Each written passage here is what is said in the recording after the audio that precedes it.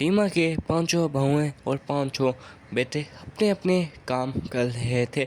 वो दरिया के किनारे एक जंगल में कोई घर बनाने का जुगाड़ कर रहे थे। देसी जुगाड़ के साथ अगर कभी कुछ करते तो कभी कुछ। उनका मसौदा ये था कि वो बनाए एक पत्तों का घर। पत्तों का घर सुन के अजीब लगता है, पर उन मजबूरी थी जिसकी वजह से वो पत्तों का घर बनाने में लगे हुए थे। कोई लकड़ियाँ तोड़ रहा था, तो कोई पत्ते जमा कर रहा था, कोई पत्ते जमा करके उसे बांधने में लगा हुआ था। तो इसी दौरान एक आदमी जो कि हाथ में न पकड़े कुछ लेके अपनी बीबी के पास आया और उसने कहा, ये लो, मैं ये ले हूँ, अपना मैंने काम कर दिए, अब आप लोग इससे आगे काम करो। उन्होंने कहा, इससे तो कुछ काम नहीं होगा, हमें और भी चीज़ें चाहिए हैं, जैसे गोबर वगैरह हो गया, और भी मज़ीद चीज़ें हमें चाहिए। तो उधर से एक आदमी ने आवाज़ लगाई कि ये लड़कियाँ नहीं चलेंगी। उसने कहा, नहीं नहीं, अरे पापा कैसी बात करती हो। तो ऐसे ही क्या नो बताई।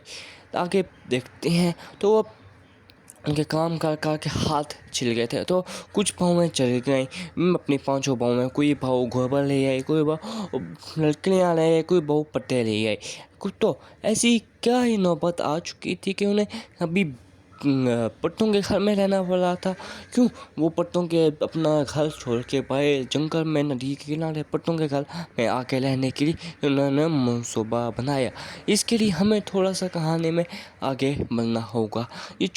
ये बहुत पहले की कहानी है कि नामपुर गांव में एक छोटा सा घर था जहाँ पर 5 बहुएं रहती थी। वो बहुत ही गरीब थे। उनके 5 पति थे जो कि काम करके वापस आ रहे थे। उन्होंने सोचा कि हम जाएंगे घर, वहाँ पर ठंडी ठंडी हवा लगवाएंगे। लेकिन जैसे ही वो घर पहुँचे तो उन्होंने देखा कि पंखा ही नहीं है। पंखा, बिजली नहीं आधे घंटे से, बिजली 5 घंटों बाद आ रही। और उसकी माँ जो कि हाथ से उन्हें पंखे से हवा दे रही थी।